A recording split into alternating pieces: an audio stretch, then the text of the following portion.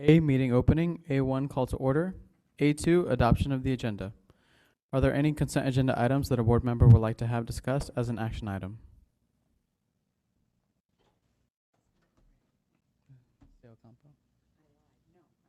Okay. Do I have a motion that the governing board adopt the meeting agenda? I move we adopt the meeting agenda. Thank you, Mr. Oropesa. Is there a second? I second it. Thank you, Mr. Navarez. All those in favor say aye. Aye. Aye. Any opposed? Motion passes. Moving to B, study session. B1, affordable housing / sale of land. Ms. Bilyeu?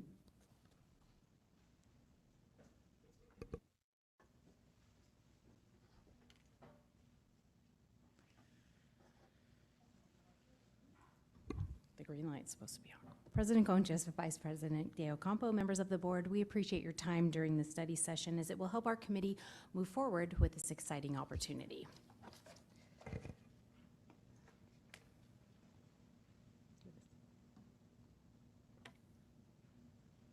While he's queuing that up, I will share with you, we're very proud to contribute to this endeavor as showcased on the next slide.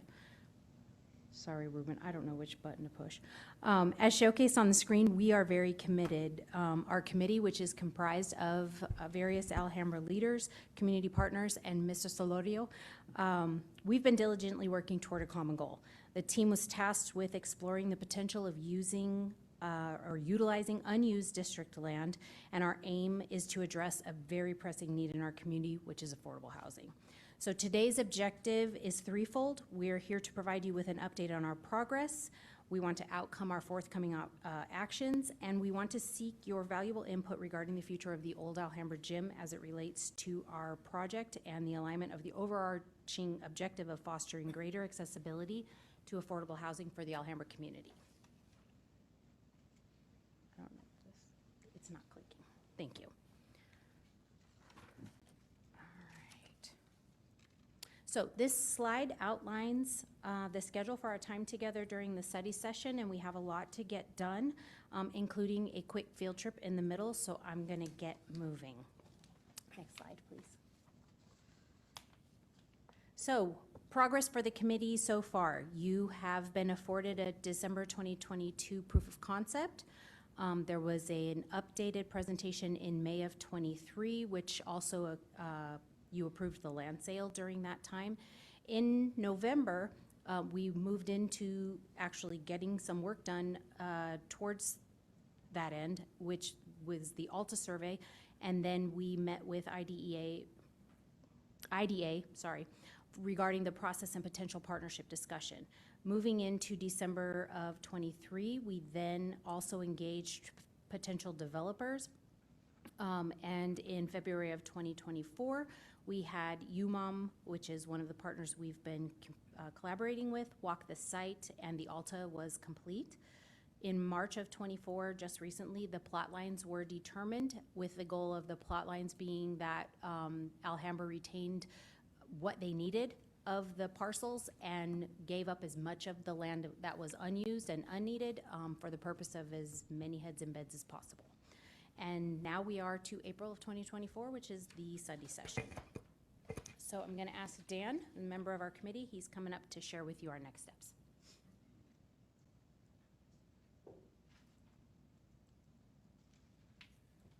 Thank you, Ms. Bilyeu. President Conchas, members of the board, Alhambra community, we're very excited with this opportunity to move forward with our affordable housing project, and look forward to hearing from our potential partners and taking steps forward. It is the committee's recommendation that we will follow the path that Isaac School District put in place, I believe, last year. In this form of the transaction, the governing board would approve that the district sell the property to the city of Phoenix. The city will then sell to Phoenix IDA. Phoenix IDA will then sell to UMOM, who we'll hear from very shortly. As part of this transaction, as Mr. Bilyeu mentioned, we need to consider the old gym and whether or not it should be part of the transaction and what capacity. Before we go out and see the old gym, I would like to introduce Brandy Hotchkiss from UMOM to tell us a little bit about her organization.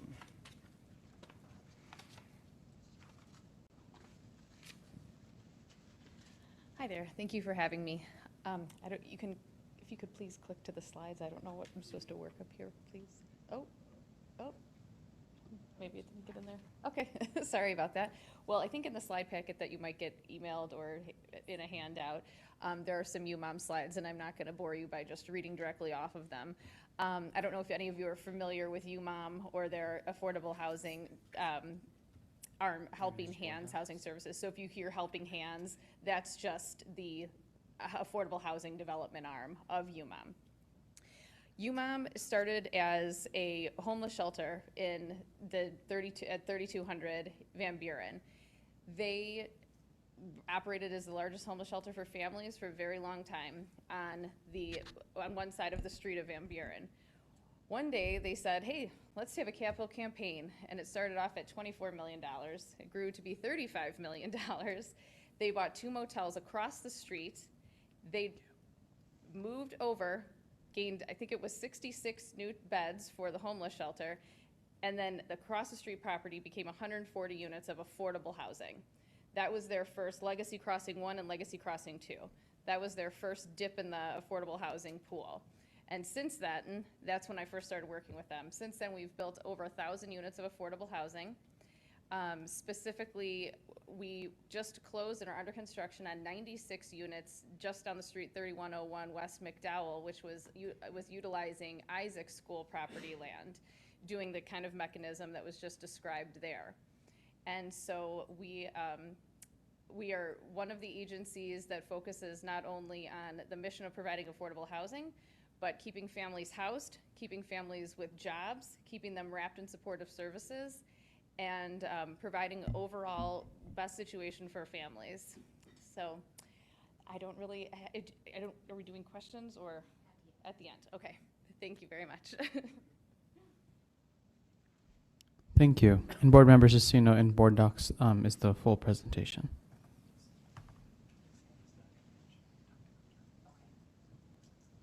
Phoenix IDA has not, she's coming, so we're going to go ahead and board the bus for the purpose of actually looking at the old gym so that you have a firsthand perspective of the property and have everything you know. It's the moment to seek to understand, have everything you need to know to make a decision later in the board meeting. So at this moment, we're going to take a second, load the bus, and visit the property. Oh, we could take a second, hear from Phoenix IDA, and then we'll load the bus. All right. All right, as we wait for Phoenix IDA, when we go on this field trip, board members, please reserve as many questions as possible for when we get back on the dais, because as you know, all of our conversations need to be available to the public. So you can ask, very simple questions, but please preserve a lot of your discussion for when we get back. Thank you.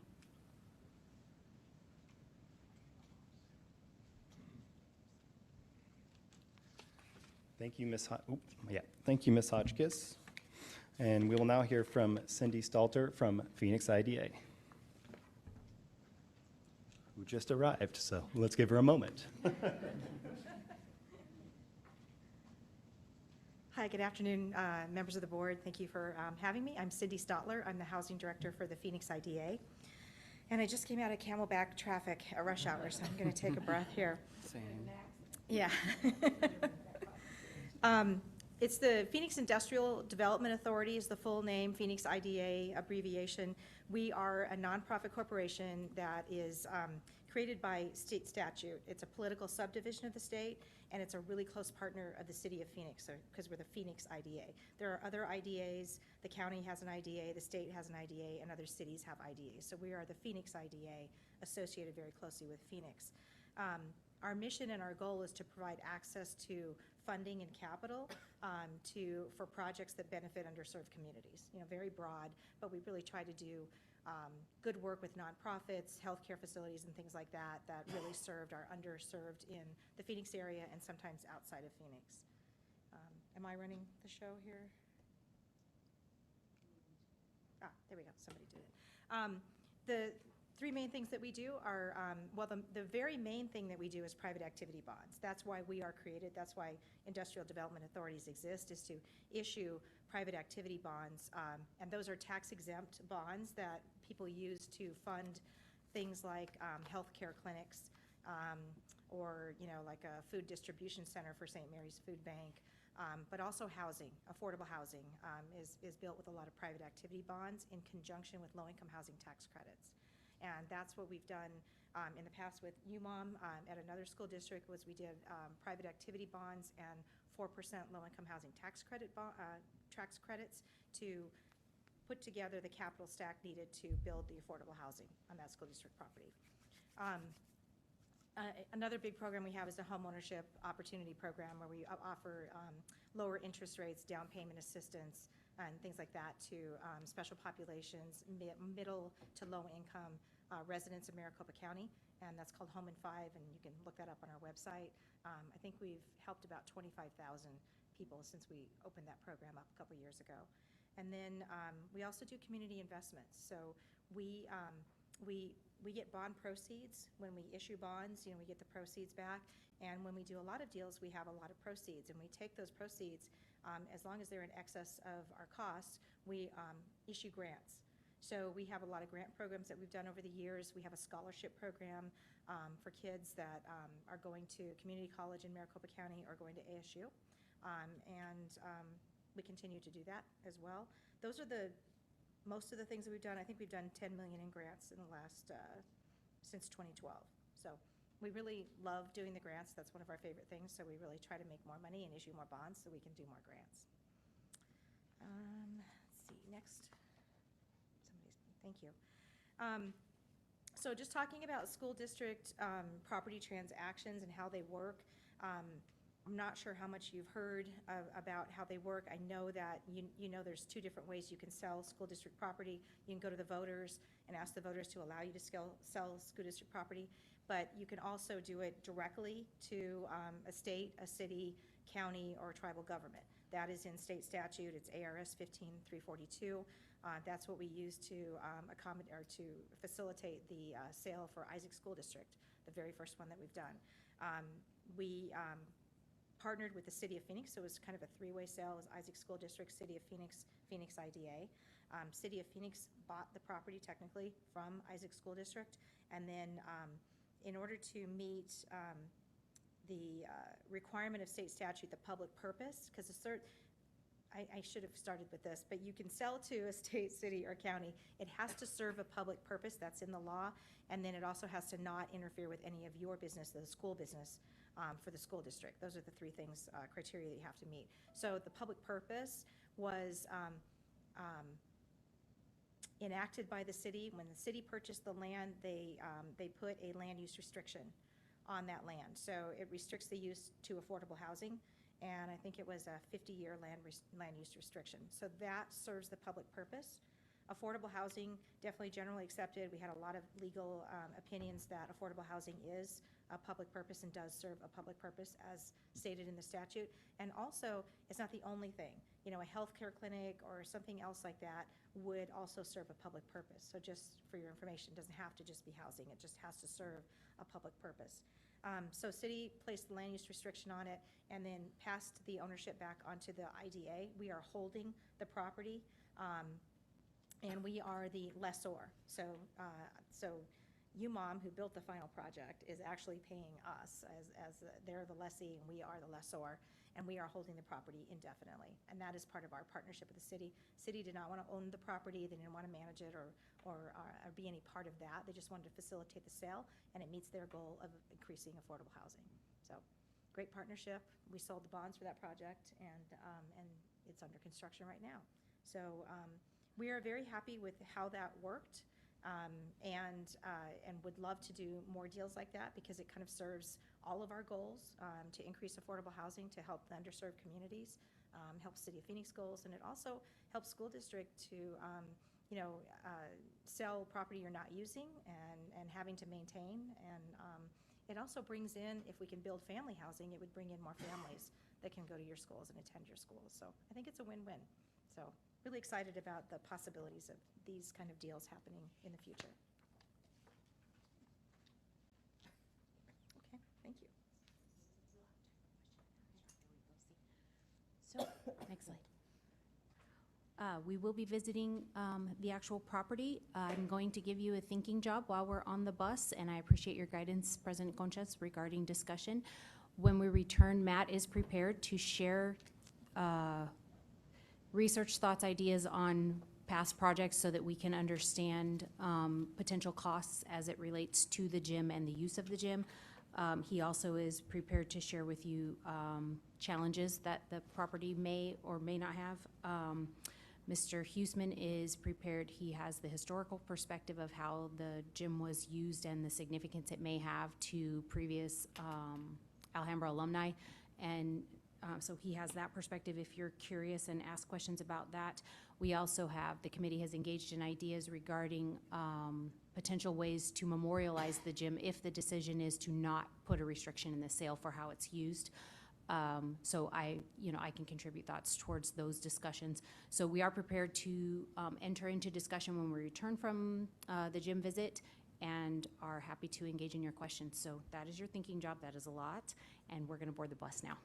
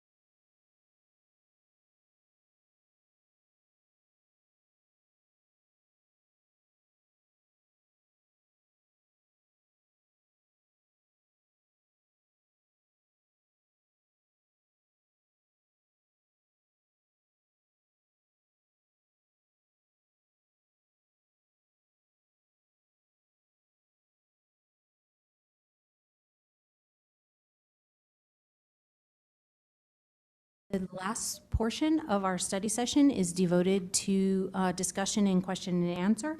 I wanted to make sure that Dan provided you some clarification on the action item that you will see in the board agenda, just so that you are super clear, and then we will move into discussion, question, and answer from the committee. Thank you. So if we go to the second to last one. Yes, right there. Yep, perfect. So I'm going to draw your attention to the bottom there before we go through it, the details up there.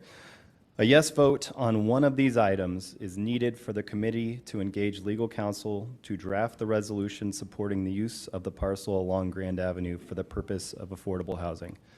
So you are going to see two agenda items. A no vote on both would be no land sale at all, okay? The first agenda item, I'll draw your attention to the underlined piece there, would allow legal counsel to draft a resolution that may or may not include repurposing the gym. So it would be kind of out of our hands at that point with that vote. So a yes vote on that one, that we would may or may not repurpose. If you vote no on that agenda item, you would look at the second agenda item, and that would be must. It would require the gym to be repurposed. So you couldn't vote yes on both. You'd have to pick a yes on one or the other, and no on both would be no sale of land. I'm sorry, could you repeat that last sentence Yes. again? So you yes on both would be conflicting, because you're Right. saying, and then a no vote on both would be no sale at all. So, at this okay. point. Yes, So we would not engage legal. What we at this really point. can't do is a yes on both, Correct. because that doesn't make sense. That would be conflicting. Yes. Yes. Okay. Any other questions regarding the two agenda items? Okay, at this time, the floor is open for your questions or discussion that the board would like to have. Mr. Hughesman, I believe we're going to have Mr. Hughesman talk about like the historical significance. Okay, for the younger people on our board. Thank you. Thank you, President Conches, members of the board. Yes, so just doing a little bit of research about the old gymnasium. That was built in the late 30s, and it was primarily used in the 40s, 50s, and 60s as a gymnasium for sporting activities, basketball. It was also used for district concerts, band concerts that they would have there, where other schools within the district would come and perform or play sports there. It stopped being used in the 70s, and it started to be used for other auxiliary purposes, storage and things of that nature. So, any questions? Other questions about the gymnasium? I remember once when I first came on the board, we looked at repurposing it, renovating it, with the idea in mind that it would be useful for performances and things in the community as well as for our own use. Remind me, I had a huge price tag for renovating, if I remember right. I'll turn it over to Mr. Shields for that question because he was pretty involved with that part of it. President Conches, members of the board, to answer your question, Ms. Garthan, we looked at a couple different options a few years back. One of them was to repurpose it and turn it into a performing arts center. The other was, and the price tag on that was right around $14 million. Oh, shoot. And then we also looked at the option of turning it into like a sports complex where all the schools could feed into the sports complex for different activities and stuff like that.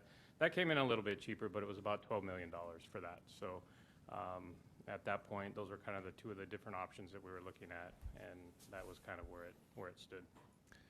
Is there any historical significance to anything in the building? Not that I'm aware of. Of course, I haven't been here a really long time, the 30s and 40s, but I know that Mr. Hughesman and myself in years past, we did some research on that as far as the historical nature and so on and so forth, and there wasn't anything that was found in that regard, other than a deed that's very old. Thank you. I have a practical question. When it comes to repurposing, is the practical application of that essentially like tearing it down and rebuilding? Like how much would be restored and repurposing? So what I can tell you, based on the two ideas that we had, we did look into and consider what would be involved. Basically, you're dealing with some different issues in the building currently. Yeah. Structural is one. Obviously, it has swamp coolers, so obviously the summer heat, so you got issues there. There is some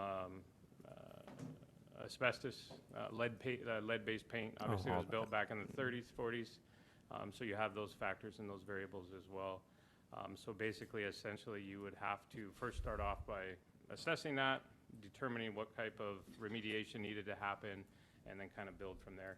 I'm not saying that you necessarily have to demolish it all the way to the ground and start over from scratch, because that's even more costly, but again, we did explore different options, and those are some of the challenges that we came up against.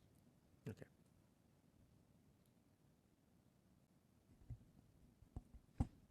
Any other questions? I have a question about the project. What is the timeline for this project? Is it 2026, 2028, 2030? What is that, that like? Who's going to rescue me? I don't know. I don't have the answer to that. So this property, to build any sort of multifamily on this, is going to also require a rezone through the city of Phoenix. And luckily, the neighbors are you, so it won't be as big of an issue as some of the affordable housing that is in the community that gets a lot of NIMBYism and a lot of contention. So hopefully that process would be a smooth one. Having said that, the processes still take anywhere between 6 and 9 months to do a full rezone. And you need to be fully zoned to put in your funding applications, the ones that Cindy Statler mentioned, for Arizona Department of Housing. So that would be our starting process. The rezoning to build the amount of units necessary, and then the funding applications. So depending upon what the votes are and when we would start the rezoning process, we would go from there. Anything else for me? Could you give a prox? We When it won't would hold be you under to it. construction, you mean? Finished. Finished, would you be okay, finished? so finished.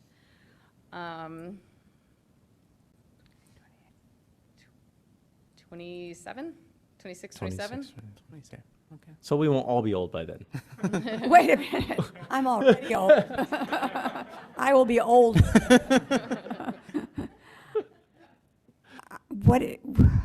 How many units, I'm sure we've heard this somewhere. How many units, how tall, what's the density going to be? Right, good question. And that's what I've been working with and playing with, and Mr. Solario has been also helpful in this. We have been trying to figure out the best unit mix, and that also has to do with, is the gym staying or is the gym going? What's the best use of that land? Is it going to be utilizing the space for more availability of affordable housing units, or is it repurposing the building? So until that's decided, I can't give you the answer on how many units that we're going to be able to do. So the best use of the land with the affordable housing units on it, it could be a 3-story walk-up, it could be a 4-story double-loaded corridor building. We're not exactly sure yet until we know exactly what we're working with. What would be the consequence of keeping the gym as opposed to removing the gym as far as It would living limit your space? site planning abilities for the affordable housing complex. How many, what's the cost of living spaces approximately? Well, it depends on if you're at 3-story or 4-story. It would be a significant impact. And not only just a significant impact of the way of just that space for those units, but your setbacks and, and all of the other site planning features that have to go around that. It seems like an inconvenient location. It's put in an odd spot It's not on the convenient. parcel. Yeah. Okay. Well, the land itself is strange shape. Yeah, it is. It is. And working with that and fire turns and how you have to have parking in your buildings and the common space for the play yards and everything like that. It makes the space itself is unique anyway, and then to design around the gym is an additional hurdle. So anything is possible, but I don't. You're just saying you're going to lose a significant amount of housing if the gym remains. Excuse me. Point of order. Oh, sorry. Do the board members have any other questions? I do. I need some, I need some clarification on how, so we're selling the city to the property. Part of my confusion is because Isaac told me that they didn't sell their property, they just leased it. They did sell it. They sold it to the city of Phoenix, and then the city of Phoenix sold it to a single asset entity of the IDA, and the Okay, IDA what you leased it. described, so that's Yes. why I was needing some clarification. Okay, Yeah, thank you much. Yeah, yes. So that board member did not know what they were talking about. They did not. Gave me wrong information. Any other questions? I'm not sure if this is the time, so please stop me if it is. But I was just wondering if aside from affordable housing development, what are some alternatives that could be explored or have been suggested? And again, if this is not the time, but are there? And this might be for the district, but what are some alternative besides the affordable housing development have been proposed, if not for the gym? That's not for me. Ms. Billiard? Dr. Myers? Well, we didn't consider, because affordable housing is top of list for us as far as a considerable critical need for the community, that's what was considered. I mean, beyond uses that we thought that the district could benefit from, which is what Ms. De Ocampo alluded to when we were talking about cost for those certain things. When those were ruled out, we just left it because it's not a convenient space for something that is usable to the benefit of the district. And so until the idea of affordable housing was brought to the table, the plan was just to leave it, honestly. Christian brought forth his passion for affordable housing, and he brought forth that critical need, and the opportunity was sitting right in front of us, so we jumped on it. Mm-hmm. And thank you, Ms. Bilyeu. And I'll just add that as for our district, we know that at this point, we know that we are facing, or we're in a time of declining enrollment. And we know that many of our families aren't choosing to leave Alhambra, that they're being forced to leave Alhambra because of the lack of affordable housing. And we do believe that we are providing the highest quality of education, and we want to make sure that if kids want to be a part of Alhambra, that they have that opportunity. So this truly is an opportunity for win-win, where the district then would benefit from the students that are living in that community. Thank you. We have time for 2 more questions. Go ahead. Sorry, real quick, a follow-up. And because there's an existing property or existing property there, that's why we have the contingency question down the road, is to consider a different option for that space. I'm not sure I understand your question. I think what you're asking, so when we just had that slide about the votes, if there's no on both, then that means that this plan does not move forward. Mm-hmm. Yeah. So that's the only way that scenario that you're talking about would happen. Okay. Right. And the committee would go back to the drawing board. We'd probably explore more on seeking to understand why the board voted no not to move forward, and because we're still very passionate about affordable housing. Ms. De Ocampo, last question. And I'm not sure that this is appropriate either. So UMOM will be the one that's, I spent my teaching career teaching in city-owned housing projects. So I have a lot of issues with that, not with my teaching. But so I understand that UMOM is going to be the agency that is in charge of renting and filtering the families in and out. UMOM's a partner that has helped us in this work and guided us in this work.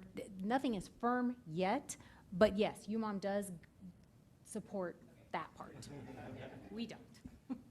Yes, UMOM and Helping Hands would be the developer. There is a third-party property management company that we utilize that helps us deal with all the compliance with all the different funding agencies. That would be the person. Are you speaking about on the site when there's tenants actually in the Right, so it's not building? going to be like Section 8 housing. No, well, it's not project-based Section 8 housing. Okay. Thank you. All right. I'm gonna get. This is a really big project, so I'll give just another opportunity. Are there any last questions? Real quick, when you talk about repurposing the gym, and I think Mr. Navarez was trying to get to this. Repurposing the gym for what? What are the options for repurposing the gym? At this point, if we had determined that repurposing the gym was a requirement in the sale, we would leave that repurpose plan up to whoever, the entity that purchased, but it would be just the facade. We've talked about a lot of different ideas, community center, different like job training, things like that, that could possibly be in alignment with the partner that chose to develop the property. But it would be, our choice would be that there's a requirement to repurpose the gym, like the gym still stands there, but what they chose to use the gym for would be up to the developer. I see. Thank you for that. That was what I was looking for. Yeah, thank you. All right. Going once, going twice. Any comments, questions? All right. We will thank you very much to the whole team. Thank you for all the hard work. Thank you for the bus field trip. Thank you to Vanessa, and thank you to everyone for all of your hard work in this presentation. Let's give a round of applause for the committee.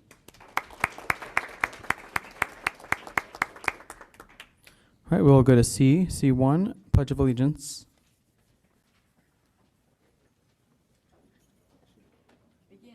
I pledge allegiance to the flag of the United States of America and to the republic for which it stands, one nation, under God, indivisible, with liberty and justice for all.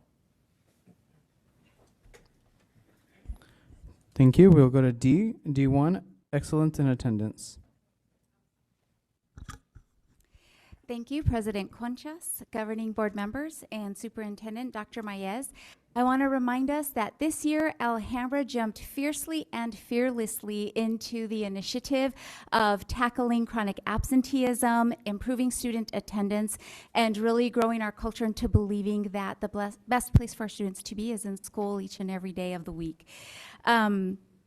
It is not just a challenge for Alhambra. It is not just a challenge for Arizona. It is a national crisis. And we've come together with partners to really try to figure out how do we beat this challenge? How do we bust through the barriers? And as our Fearless team, our school attendance teams, led by our outreach coordinators, as we've discovered, it's a lot of hard work. There are many great ideas, and there's still so much more to do. The challengers continue to multiply for as fast as we're trying to bust through them. But I do want to celebrate all of our schools for being relentless in their focus, in their energy. At this time of year, we're all a little tired, but they won't let up. They are trying so hard getting kids to school, being at their houses, talking to the families, figuring out what supports they need. So just thank all of our schools and all of our teams. And tonight, we get to recognize 3 special schools for their incredible efforts, and I would like to pass it to Mr. Gamino to lead us in the recognition of those schools. And if you would please join us in the front to congratulate those schools and for picture opportunities.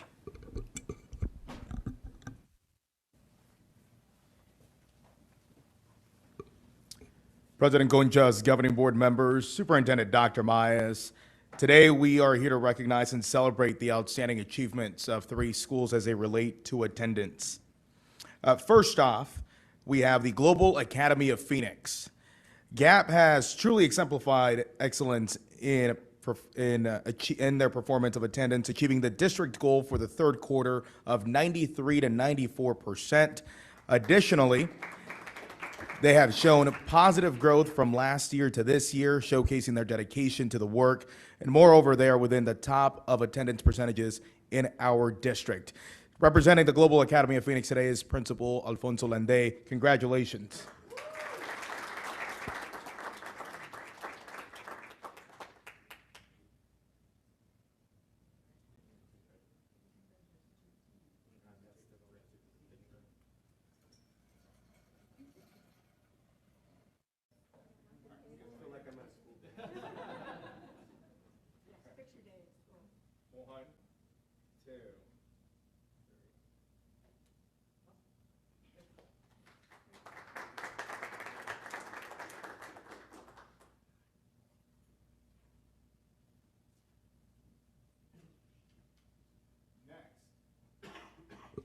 Next, we have Madrid Neighborhood School.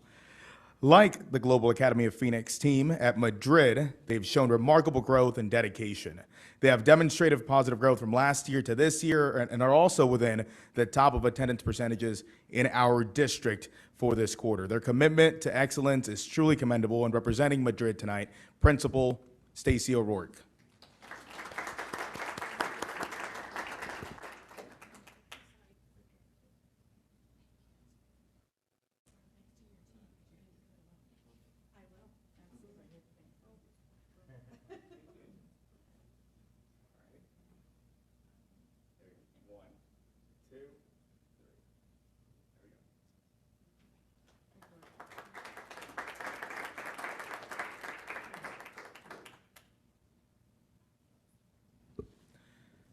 And last but not least, we have the Carol G. Peck team.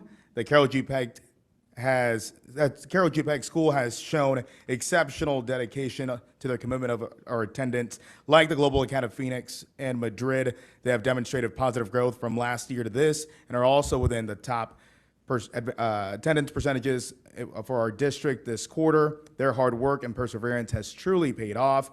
So representing tonight, Carol G. Peck, we have Ms. Jennifer Cooley, Ms. Corrine Hart, Mr. Stephen Combs, and Principal Mackenzie Harris, and Mr.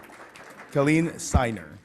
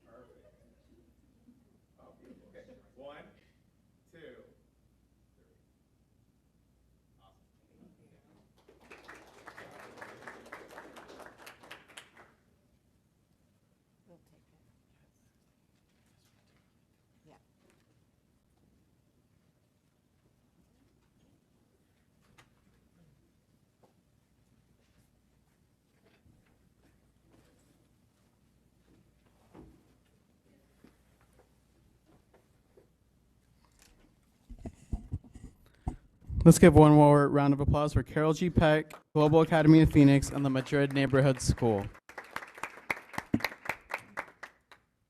We're going to move to E, public comment. E1, we're going to ask Shirley M. Dykman? All right. Diekman. Sherry, you have 3 minutes, okay?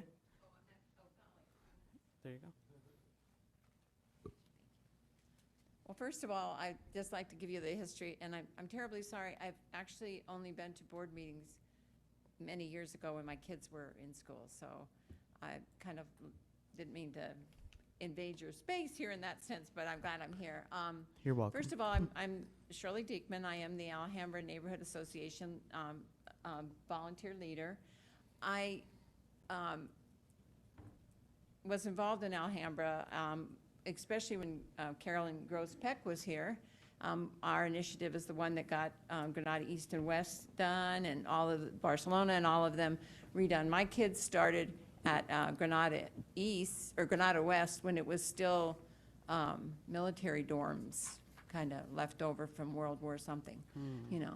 Anyway, so it was great to see those changes, and so I'm somebody that likes to see new things, and I understand and changes, and I think that I've watched this district do some really fabulous things, and I really appreciate that. I'd like to say that up front, that as far as a school district, you stay ahead, you look to see what works, and so on and so forth. So it just is really amazing to me. But one of the things that Matthew mentioned to me today was this meeting and that gym. And I know that, yeah, you want to kind of, we don't maybe see the history of it, but I figured out, okay, 1930, those people are probably gone. But let's say the 1950s, those people are my age, 74, okay? And then you come into the 1970s, and they're 54.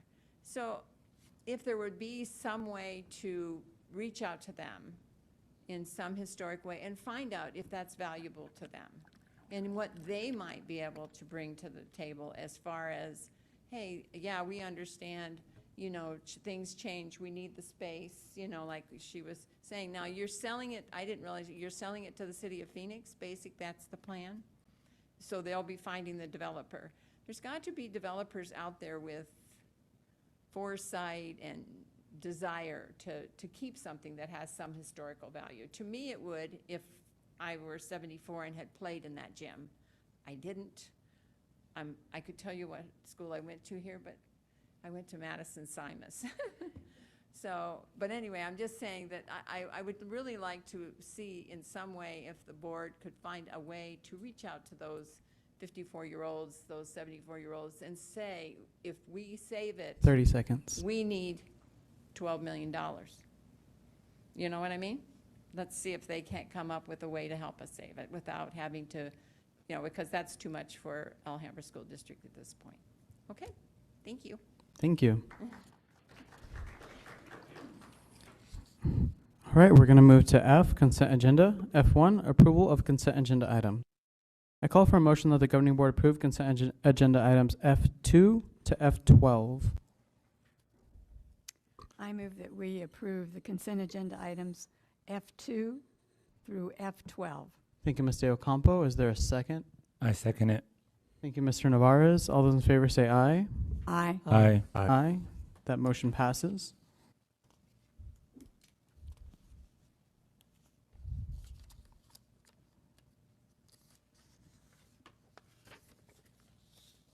Moving to G. G1, public hearing on 2023-2024 revised expenditure budget.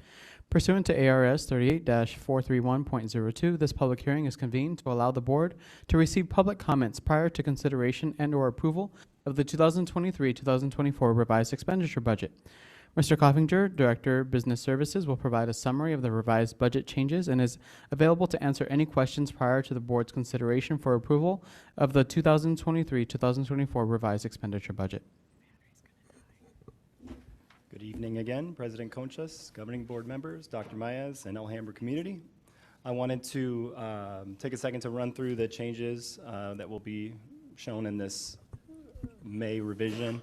As a reminder, it's a requirement by May 15th that we revise our M&O and capital budgets, and wanted to show you where those changes occur and make sure that we're all on the same page regarding that. Would you mind going to the last one? Actually, I'm going to do it backwards a little bit here. Okay.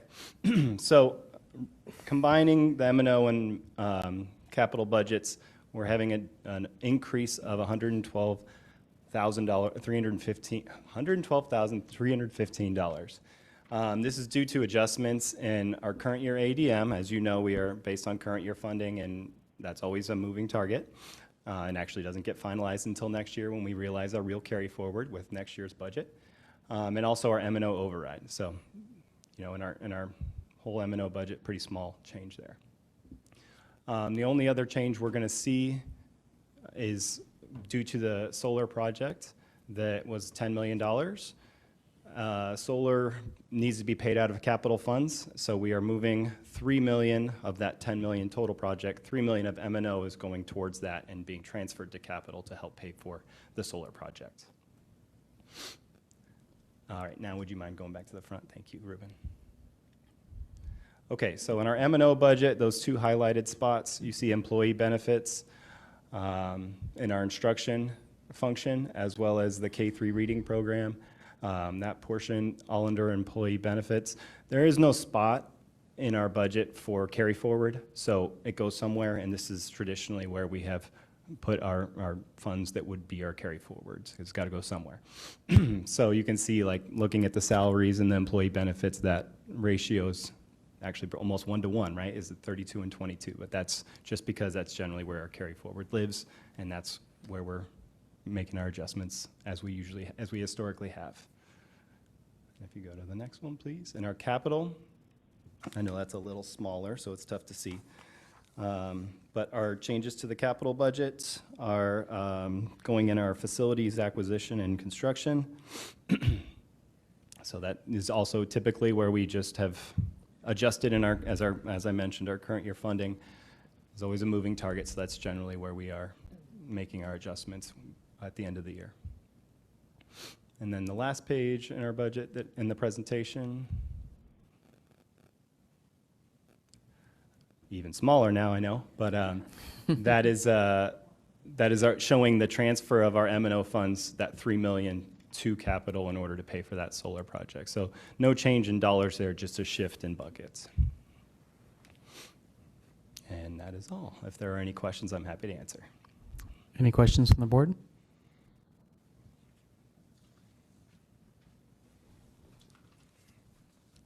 Thank you. Yep, thank you. If you have any questions, Ms. Stigall? You good? I'm good. All right, moving to H1, approval of the 2023-2024 revised expenditure budget. I call for a motion that the governing board approve the 2023-2024 revised expenditure budget. I move that we approve the 2023-2024 revised expenditure budget. Thank you, Mr. Oropesa. Is there a second? I'll second. Thank you, Mr. Solorio. Discussion? Hearing none, all those in favor say aye. Aye. Aye. All those opposed? That motion passes. Moving to H2, Head Start Birth to 5 program funding. The administration recommends that the governing board accept the notice of award Head Start Birth to 5 program funding. The City of Phoenix is pleased to offer Alhambra Elementary School District 362 slots for fiscal year 2025 as an early childhood education services provider for the Head Start Birth to 5 program. The budget period is July 1st, 2024 to June 30th, 2025, with an estimated funding of approximately $4 million, which is right there, $4,134,914. I didn't want to get that wrong. So I call for a motion that the governing board accept the notice of award for Head Start Birth to 5 program funding. I move that we accept the City of Phoenix award for the early childhood education services. Can you please Birth to 5. Can you please state Head Start and to Birth to 5 funding? Can you say that again? Okay. I move that we accept the grant from the City of Phoenix to support our Head Start Birth to 5 program. I still left something out? You want more in there? Yeah, so I call for How about if I just I call for a motion that the governing board accept the notice of award for Head Start Birth to 5 program funding. Okay, I think maybe I've got it this time. Recommends that the governing board I recommend that we accept the governing board, the governing board, accept the notice of award Head Start Birth to 5 program funding. Thank you. Is there a second? I second. Wow. Third. Thank you, Mr. Oropesa. Sorry that took so long. Any discussion? Oh my gosh, the more the merrier. The more we can get, the better. Mr. Conchas and I have been walking in the neighborhoods, and that's one of the big issues in part of our district that's in the city of Glendale. They do not have Head Start programs. We are fortunate that we do have that, and we do provide additional early childhood services to our students beyond Head Start.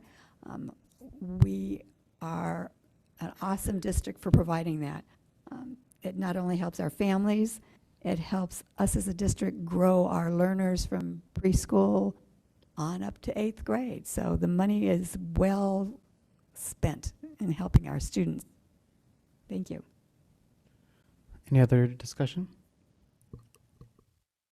I just want to say congratulations and thank you to the whole team. Thank you to Dr. Myers for your leadership. Thank you to everyone who applied the grant. Thank you to our preschool academy director for all the work that she's doing. This is super important. And I think that by applying for this funding and for receiving it, it's an investment into our community. So to say that we have invested $4 million into Alhambra is a really nice win for this district. And we continue to have wins every single day. And I just want to say I'm incredibly proud to be part of this Alhambra familia. So all those in favor say aye. Aye. Aye. All those opposed? That motion passes. I want to give a round of applause. That's a big, Good deal. just so excited.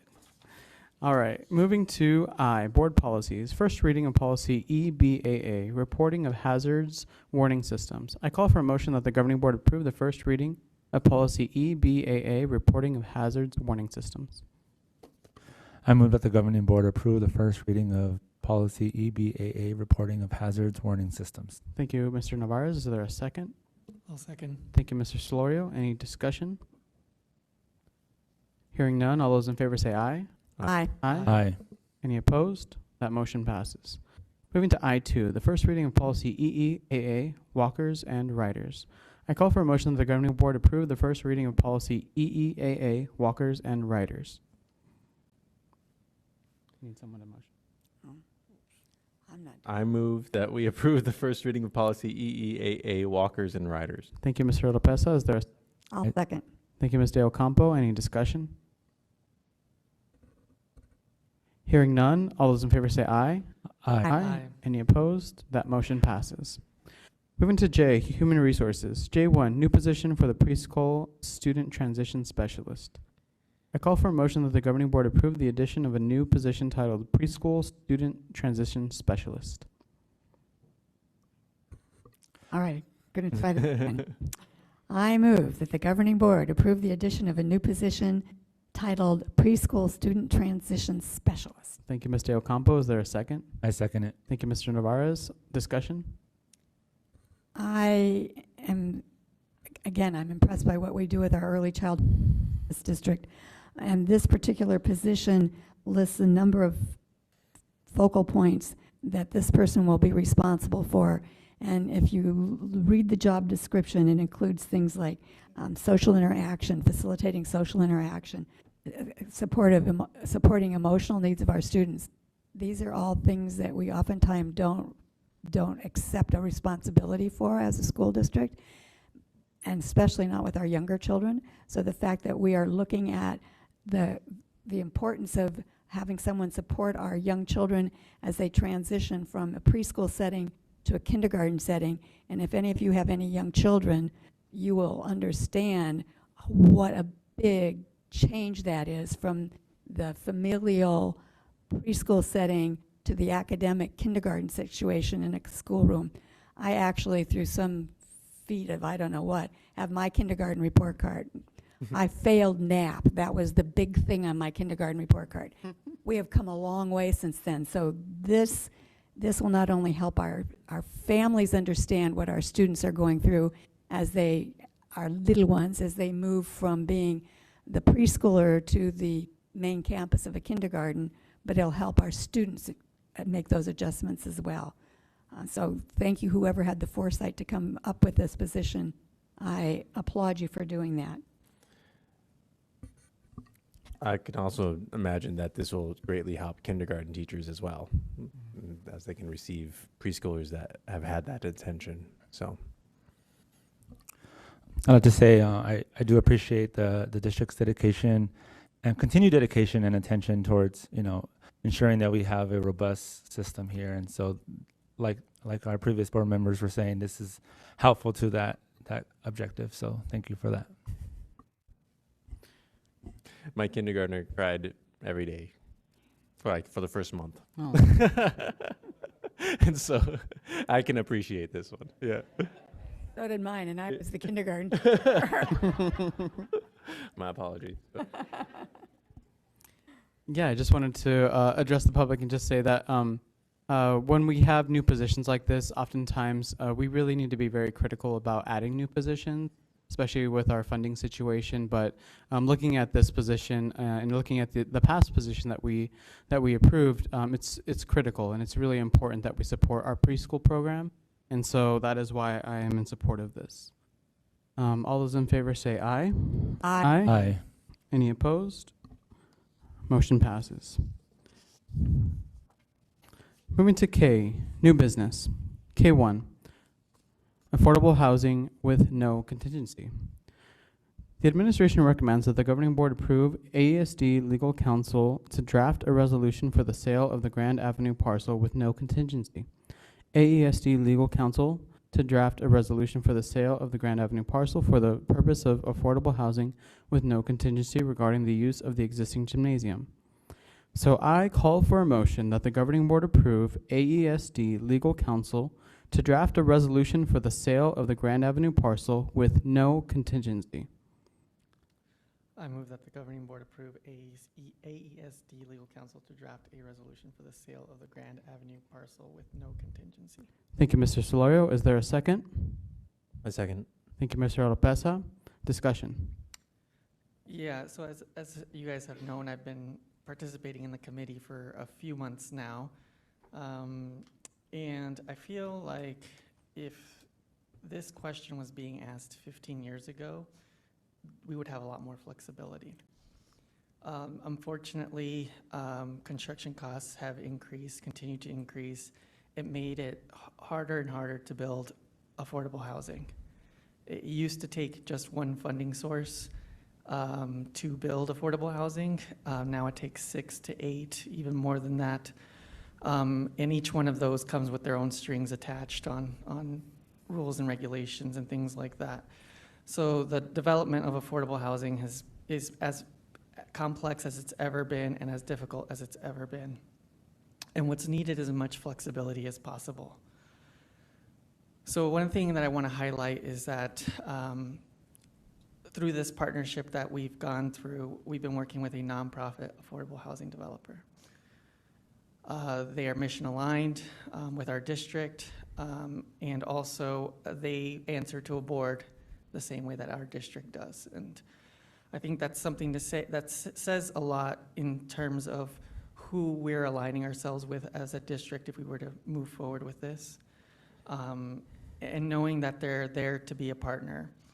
And I say that because just because if we were to move forward with no contingency, it doesn't mean that there isn't going to be a commitment or an effort from our partners to either keep the gym or memorialize it in its history in any way. By having the no contingency, we're able to maintain the flexibility to really allow the development to pencil out. Given the realities that I've kind of laid out with construction costs and just the difficulty of financing affordable housing, and also it's incredibly competitive to be receiving these funds, and the more strings you have attached, just the harder it is to have a successful application for that funding. So when I say that, oh geez, where was my train of thought there? I'll just move on to my next point, I guess. I forgot what it was. So I also would push the board not to delay the decision from today.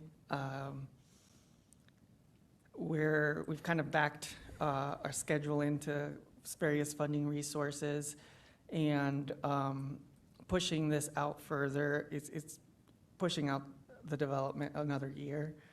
So I would, push for the board to make a decision today and not to delay any further. The other point I wanted to make, I've been looking at this piece of dirt ever since our former board member, Adam Lopez-Falk. He was the one who actually came up with the idea. It wasn't me. He kind of came up with it, and he's like, hey, take a look at this. And when I did, I started just, using my, put my architect hat on and see like how much fits on there with and without the gym. And just based on the layouts that I've kind of explored over the years, it's about like a 25% difference in unit yield. That is the difference between keeping the gym and not keeping the gym. So if it's 100 units, you can probably get 125. It's 200, you can get 250. So that's just kind of another tidbit of information. So I just think it's we're going to be working with a mission-aligned partner. There's just some realities related to financing affordable housing. A lot of affordable housing includes community assets and resources that can be used by the overall community. There's community rooms, resources, and things like that. And nonprofit partners typically bring more than the bare minimum to the table when developing affordable housing. So I will get off my soapbox. Thank you. Any other discussion? I think practically speaking, if you're talking about preserving the gym at the cost of less family homes, I think as a board we have a ethical decision that we should opt for the opportunity for more families to live. And I know we can be sentimental, but it really is, I think, an ethical decision. And so I think we would have to make a tough decision but opt to try to rescue and save families who are at the edge of their living situation. That's more of a need, I believe. So. For those of you who don't know, we just walked through the gym. It's not in very good shape.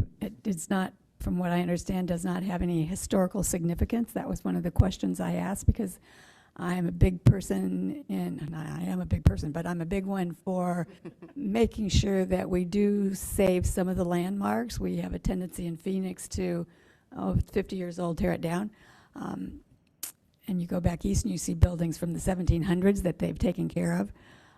This particular building, I would agree with you, does not have, we would be better served to have more units for our families than to try to repurpose a building that's it's an awkward piece of land to begin with, and the gym is an even awkward place on the property. I don't see any benefit in keeping it around. I'll just add that, my experience with UMOM, I agree they're definitely aligned with districts, and so I think I feel more comfortable knowing that it's an entity like UMOM, because I've been asked by the community, certain members of the community, how can you ensure it goes to developers who have true alignment with, who's looking out for the community? And so here in today's presentation, walking along the gym, seeing what our options are, I want to do right by the families as well, and build opportunities, and that's what we have the opportunity here today. Thank you for reminding me. I have had community members call and ask me if it's going to be a homeless shelter, and I have had experiences with UMOM, and I have assured them that it is going to be for families.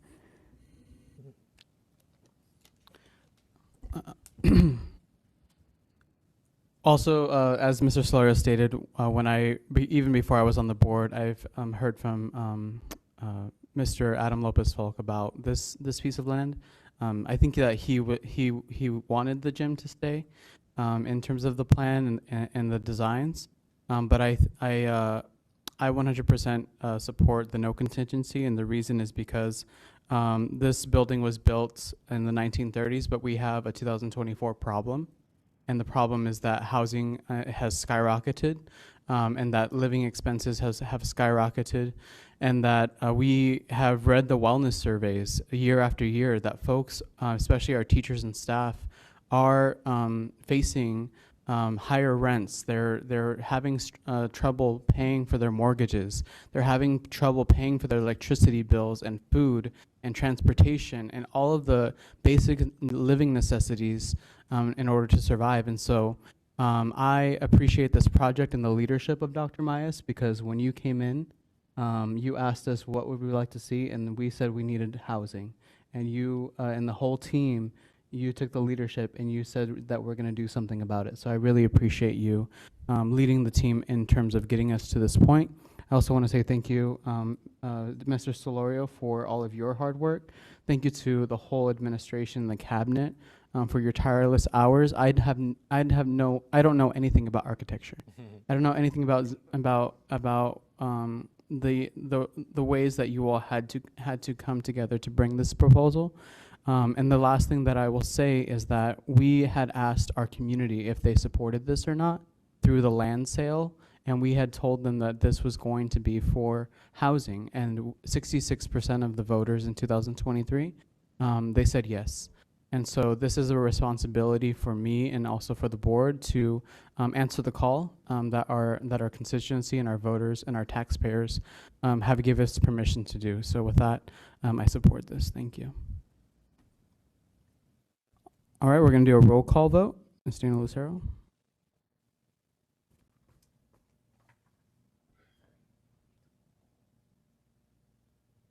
Mr. Conchas. Aye. Ms. De Ocampo. Aye. Mr. Navarez. Aye. Mr. Oropesa. Aye. Mr. Solorio. Aye. Motion passes.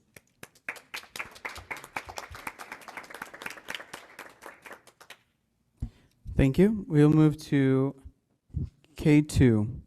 I call for a motion that we postpone indefinitely agenda item K2 to approve AESD legal counsel to draft a resolution for the sale of the Grand Avenue parcel to include a contingency. So I move that we postpone indefinitely agenda item K2. I move that the governing board postpone indefinitely K2 AESD legal counsel to draft a resolution for the sale of Grand Avenue parcel to include a contingency. Thank you, Mr. Navarez. Is there a second? A second. Thank you, Mr. Oropesa. Discussion? I think if Mr. Lopez Falk has any comments regarding this motion, he should have reconsidered moving across the street and out of the district. I'll let him know I said this. Now, do we need to do a roll call vote? Yes. We'll do a roll call vote. Mr. Lucero?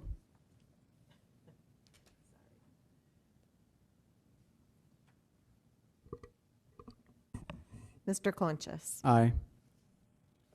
Ms. De Ocampo. Aye. Mr. Navarez. Aye. Mr. Oropesa. Aye. Mr. Solorio. Aye. Motion passes to postpone K2. Thank you. We'll go to L, information items.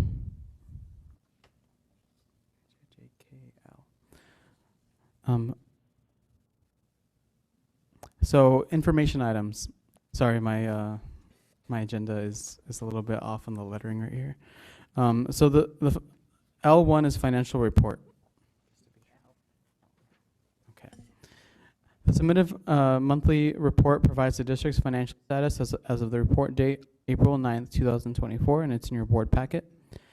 Going to L2, grant award.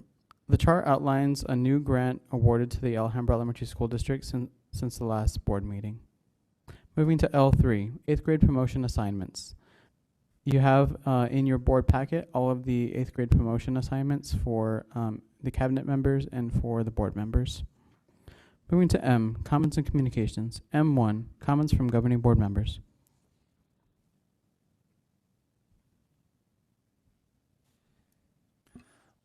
Well, I'm sure the executive cabinet will touch on this, but I did a quick tour last week, and I know there was testing going on, but it's just very impressive to see everybody working together, even the students, to ensure that spaces for testing were spaces for testing, and spaces for fun, and then spaces for learning were all kind of divvied up, and so that was really great to see. And just a small comment, I really appreciated seeing the enrollment and resource fair over the weekend.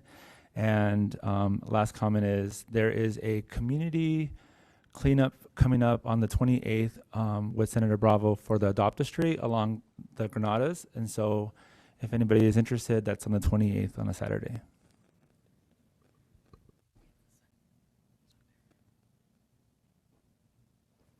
Anyone else? I want to say once again, congratulations to all the schools that were highlighted today for the absenteeism and the attendance. And I just want to say that it's super important and super great that we're focusing on this, and particularly want to call out CGP, Carol G. Peck, because when I had visited your school, I had actually was able to sit into a strategy meeting about this, and you all really let me be part of the team and let me give some ideas, and so I really appreciate that. And seeing your WIGs, your wildly important goals on that. So I just want to say thank you very much for making me feel special and part of that discussion. Also, there's an Earth Day event happening on Saturday at Cielito Park from 4 to 7. And so that's an opportunity for the community to come and gather as well. And that's all that I have. Moving to M2, governing board direction and/or agenda item request.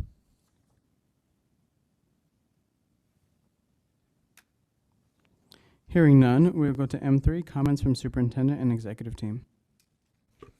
Good evening, everyone. If we can begin our comments this evening with Ms. Billiou. Thank you. President Conchas, members of the board, and Dr. Myers, we are thrilled to announce our latest partnership with Free Bikes for Kids, Arizona. They are a local affiliate of a renowned national organization dedicated to mobilizing volunteers and refurbishing donated bicycles for children in need.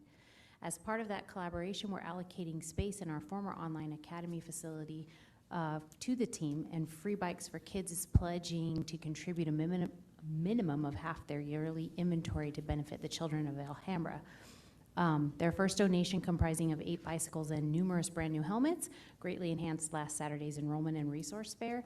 And we learned of this organization through the great work of Granada West teacher Andre Cerna, who brought this partnership to his school. Granada West uses bike donations to support perfect attendance raffles each quarter and to celebrate students who are nominated for Pillars of Character Award. So it truly is a win-win relationship. Free Bikes for Kids gains access to much-needed repair shop space, while the children of Alhambra get a chance to own their own bicycles. Moving forward, our next objective is to involve our site leaders, providing them with comprehensive details so that they can leverage these donations to bolster campus initiatives following the inspiring example set by Granada West. Good evening to our board president and our board and all of the Alhambra family, Dr. Sessi. I'm excited tonight to talk about the well-being team. The well-being team is preparing for their upcoming event called Revitalize and Recharge. That's right, it's the wellness celebration. It's happening May 10th at Chicken and Pickle. You want to be there. Westgate Entertainment District. It's going to be 3 to 6 in the evening. The wellness team has reserved pickleball courts, and there will be prizes for every wave of employees. So like we have dismissal times that are different. So don't worry, there'll still be prizes when you get off work. That's right, so come out. We're gonna be giving away things like pickleball sets and gift cards for shareable appetizers. It's gonna be a great time and a good time after testing for everyone to get together and to de-stress. Join us. Thank you. President Conchas, governing board members, and Dr. Myers and Alhambra community. You may have seen an email sent yesterday from our benefits technician, Leslie Martin. We are excited to share that our benefits open enrollment for your medical, dental, and vision benefits starts this Monday, April 22nd for our employees. All benefited employees must visit the employee access portal so they can make their benefit decisions for our next school year. We're also very excited to share that we can offer a dual spouse discount for those families that would qualify for that. So if you are interested in a dual spouse coverage, please reach out to Leslie Martin for more additional information. And don't forget, our benefit portal opens Monday the 22nd, but does close on May 17th. So don't delay and get your benefits set up. And we're excited once again for great benefits in Alhambra. So thank you. Thank you, President Conchas, governing board members, and Dr. Mayez. I want to celebrate our very first Alhambra Resource and Enrollment Fair that we had on Saturday. One of our priorities was to show our community who we are and what we offer. And I'm very proud of everyone who participated in that event. If I do say so myself, we looked amazing. It was beautiful, from our school tables and just the beautiful swag they had to just how the entire room was decorated, and even to our balloon arches from our wonderful teacher, Ms. Goma. And we did enroll students, so we were successful in that initiative. I'm very proud of the team because they worked very hard, the committee who planned and prepared for this event, and they really landed on the mark. So I'm very proud of their work, and I'm excited for our debrief and for the survey where we're going to collect feedback. We're always learning and growing, so we're excited for what we can do even better for next year. And as Ms. Billiou alluded to, the bikes, we had our first bike raffle winner today, and he and his family came, and it's a sweet story where he ended up helping translate the phone call that was telling him, come and get your bike. Oh, wow. And he says, we will be right there. So congratulations to everyone, and thank you. Good evening, President Conchas, governing board members, Dr. Myers, Alhambra community. I would like to share that I think somebody already mentioned it, but state testing is just about done. And to the many, many educators, support staff members, school leaders, everybody who had a hand, and it really does encompass every bit of our district, including our operations department, our human resources department. I mean, every variable at play to help create the best conditions for our state testing. And while we exist not for state testing, it's an important part of who we are, and it really does certify the tremendous learning happening in the classrooms. So a tremendous thank you to the Alhambra community for all of that, and we're very excited when those results do come in. I want to share with you that next board meeting we will have a presentation regarding our summer camp, and enrollment in that summer camp continues to grow. We're very excited at the interest in that, and we had a meeting last week with our leads, our facilitators for summer camp, and they are very, very excited for this new flavor of a summer experience. And lastly, our certified staff, our teachers, are also enrolling at a tremendous rate at our summer training opportunities. So we got lots going on, and we're very much looking forward to the last day of school, but are feverishly working on putting together some tremendous opportunities in the summer and prepare for another successful year. Thank you. Thank you, everyone, for those updates. I would just like to add that I appreciate everyone's hard work. I know, again, that testing has added a bit of stress. I know not only has our staff communicated that, but kids have too. So proud to work hard and really show what they know. And some updates on testing. I have appreciated hearing from kids that just their confidence, they feel really good about their testing, as I've been asking.